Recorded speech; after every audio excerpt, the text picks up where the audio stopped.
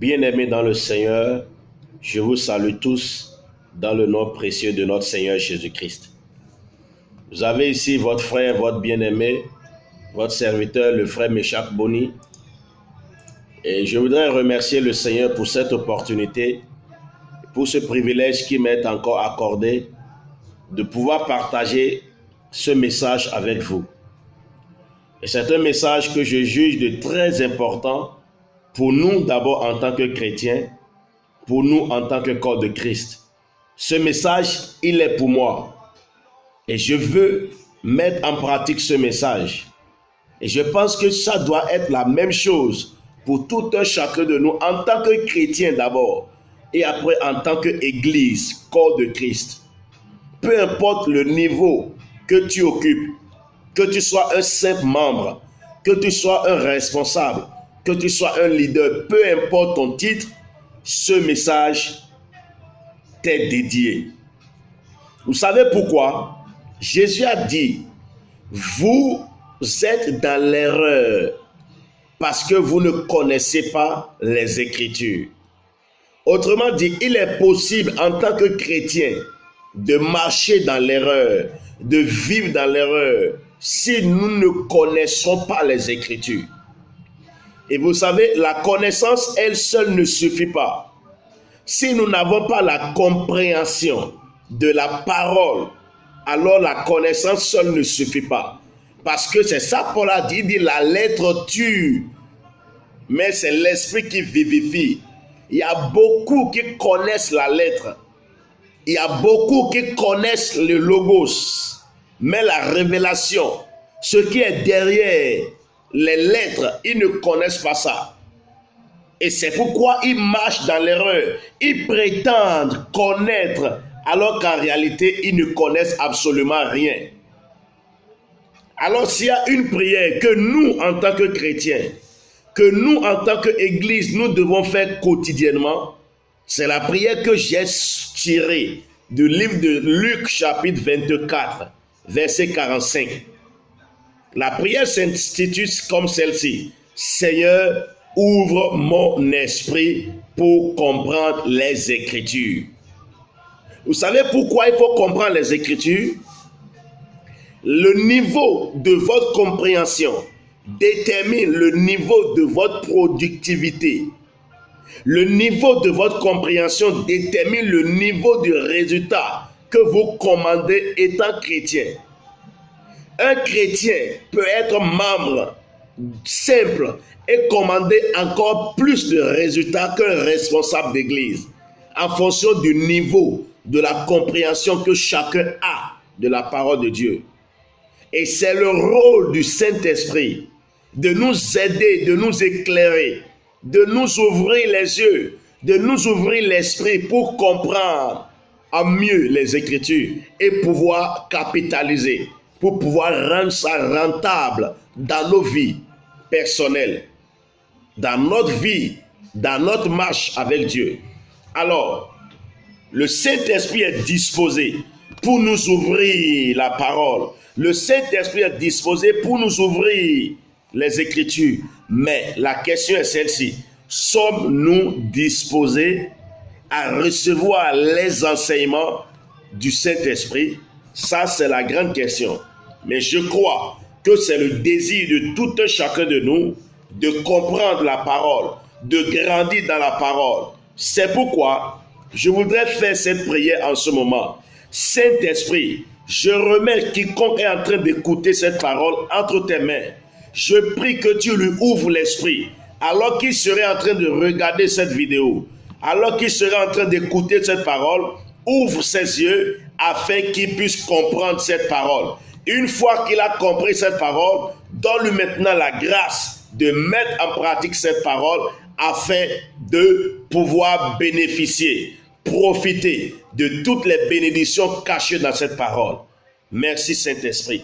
Alors, sans plus tarder, nous allons aller directement sur le sujet que je veux partager sous l'inspiration du Saint-Esprit. Peut-être tu as déjà entendu cela une fois, mais tu n'as pas compris. Mais ce soir, par cette prière que nous avions faite, le Saint-Esprit va ouvrir tes yeux et tu vas saisir la parole. Ce n'est pas la parole que vous entendez qui produit le miracle. Ce n'est pas la parole que vous recevez qui produit le miracle, mais c'est la parole que vous écoutez, la parole que vous recevez et la parole que vous comprenez. Mais ce n'est même pas encore suffisant. Ce qui produit le miracle, c'est 4 choses. Première chose, la parole que vous écoutez. Une fois que vous avez écouté la parole, il y a la parole que vous recevez. Et c'est ce que vous recevez. Si vous comprenez ce que vous avez reçu et que vous mettiez en pratique ce que vous aviez compris, c'est là ce qui produit le miracle. Donc le miracle est produit par 4 niveaux. Le premier niveau, c'est l'écoute de la parole. Le deuxième niveau, c'est recevoir la parole. Le troisième niveau, c'est comprendre la parole. Et le quatrième niveau, c'est pratiquer la parole. Beaucoup écoutent seulement la parole. Ils ne cherchent pas à recevoir la parole. Ils ne cherchent pas à comprendre la parole. Et ils ne le mettent pas en pratique. Ils n'auront jamais le miracle.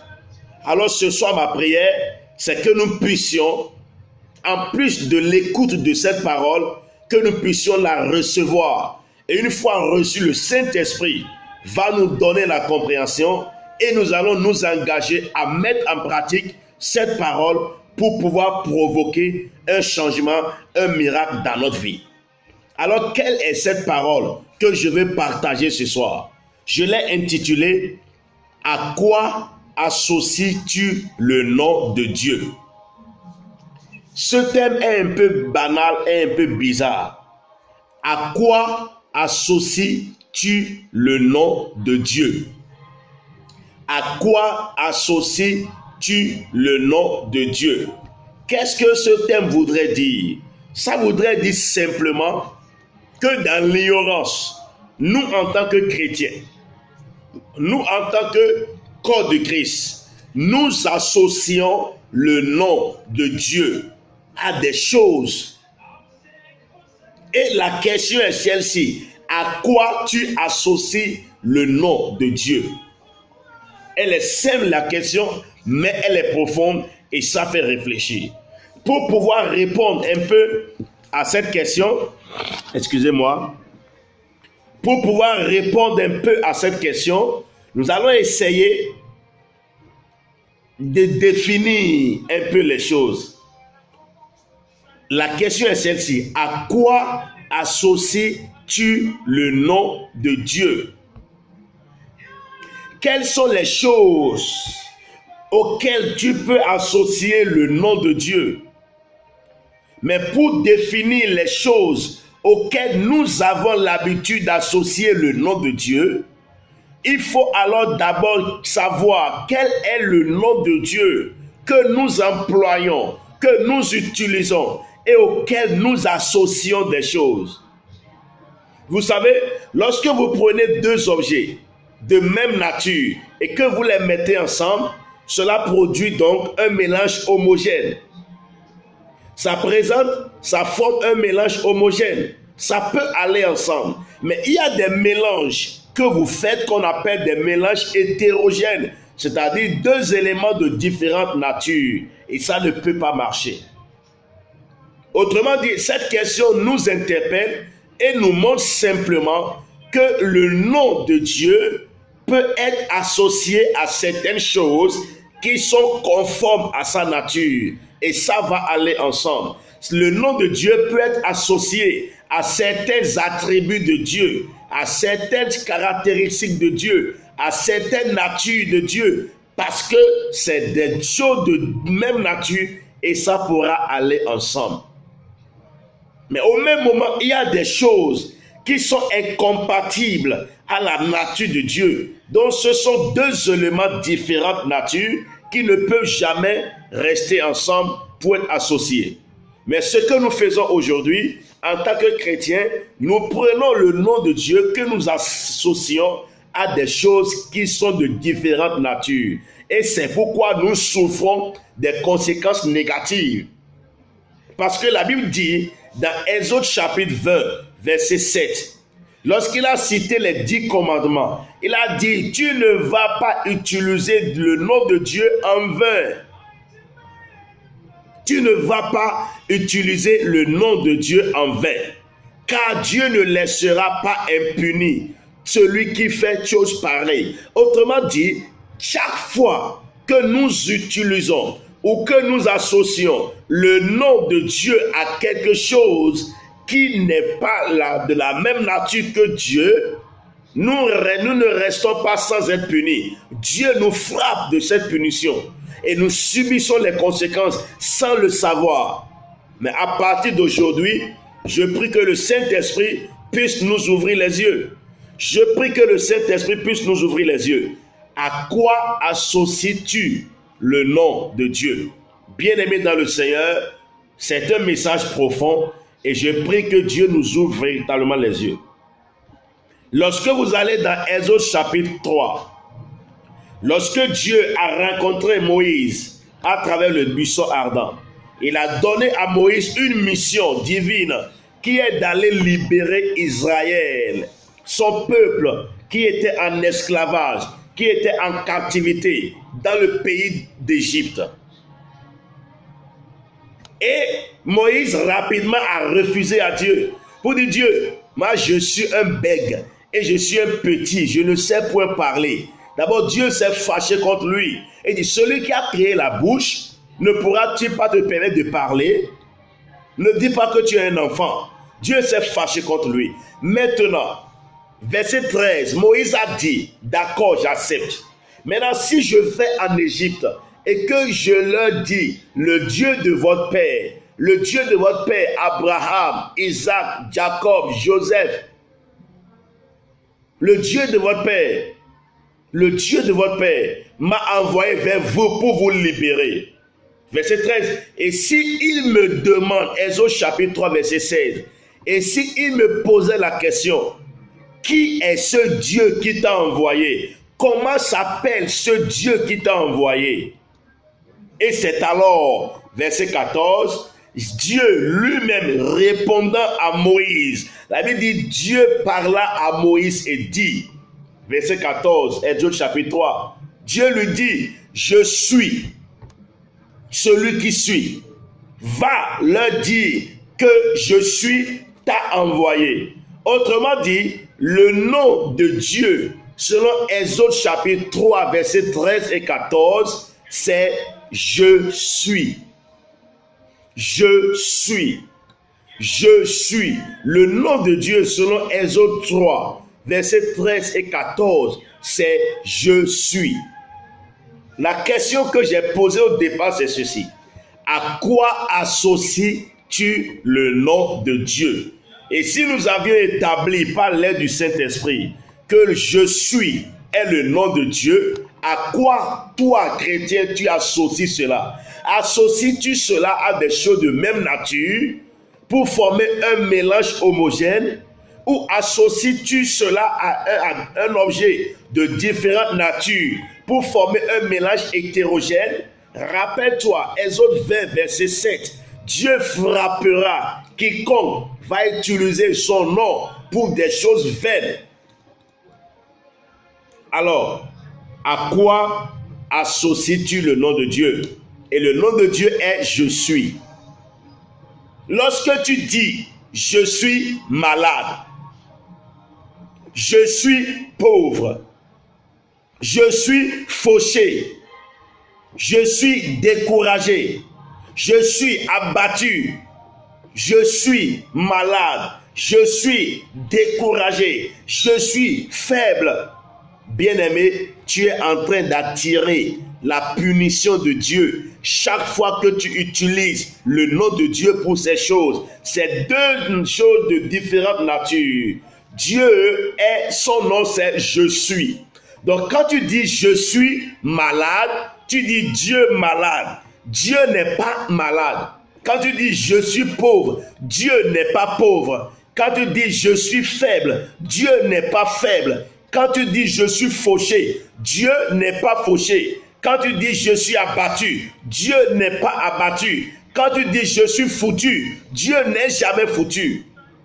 À quoi tu associes le nom de Dieu? Chaque fois que tu dis je suis malade, la Bible dit, Exode 27, tu ne resteras pas sans être puni. Et la punition, c'est que tu subis ce que tu as associé au nom je suis. Quand tu dis je suis malade, c'est que tu es frappé de maladie. Quand tu dis je suis pauvre, c'est que tu es frappé de la pauvreté. Quand tu dis je suis fauché, c'est que tu es frappé par l'esprit qui va te faucher. Bien-aimé dans le Seigneur, c'est un mystère ignoré de beaucoup dans le corps de Christ. Moi-même, je l'ai ignoré. Mais gloire soit rendue à Dieu qui a ouvert mes yeux. À quoi associes-tu le nom de Dieu? Je suis est le nom de Dieu. À partir de ce soir, arrête d'utiliser le nom de Dieu pour des choses vaines, pour des choses viles, pour des choses contraires à la nature de Dieu. Car tu ne resteras pas sans être puni. Autrement dit, utilise maintenant ce qui caractérise Dieu. Quand tu dis, d'abord il faut connaître le Dieu que tu adores. Léo Chapalaradia, Saint-Esprit, merci. Connais le Dieu que tu adores. Le Dieu que tu adores, c'est le Dieu je suis. Son nom, c'est je suis. Et le Dieu que tu adores, c'est un Dieu riche. Donc, je suis riche, Dieu riche. Tu adores un Dieu riche. Tu adores un Dieu riche. Donc, je suis riche. Tu adores un Dieu puissant. Donc, ça fait je suis puissant. Donc, quand tu dis je suis puissant, tu dis Dieu puissant. Et la Bible nous a dit la loi de la connectivité. Jésus a dit mon Père et moi, nous sommes un.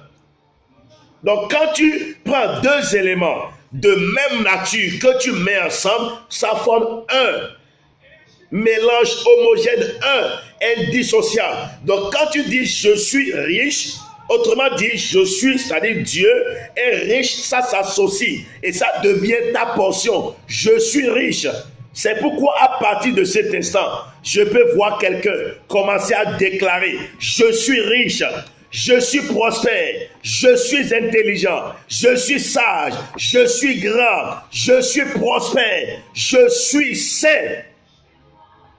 Dieu saint, Dieu riche, Dieu prospère, Dieu grand, Dieu puissant.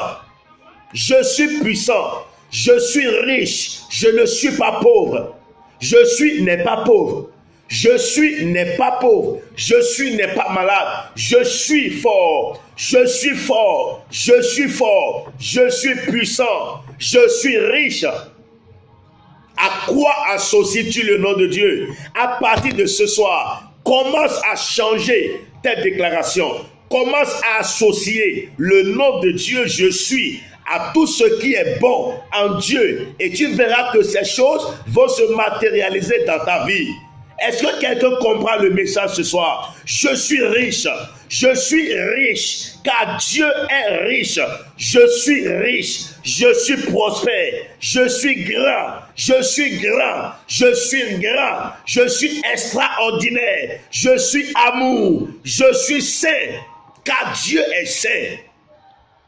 Bien-aimé dans le Seigneur, c'est un message puissant et c'est un message profond. Et je demande que chaque chrétien, chaque enfant de Dieu puisse réécouter encore ce message. Je suis grand.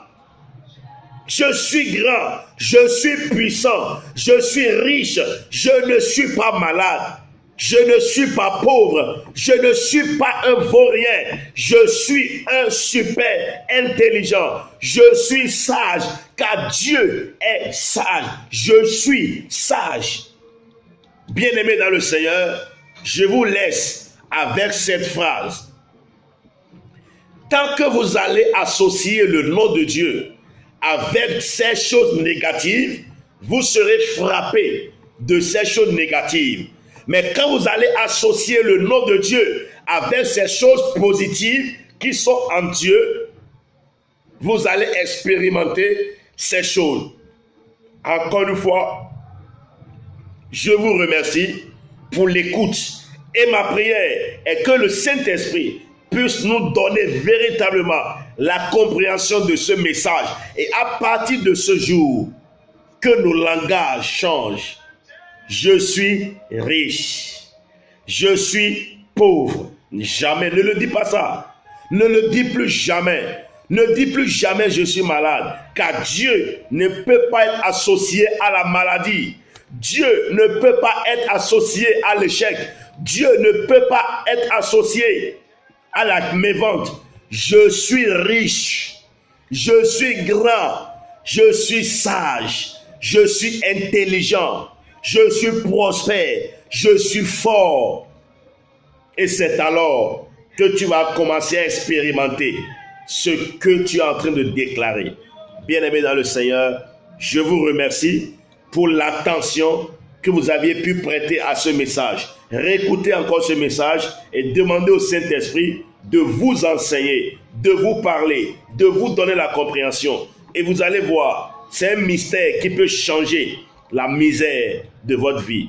Je vous remercie. C'était votre frère, votre bien-aimé, votre serviteur, Méchac Boni. Merci.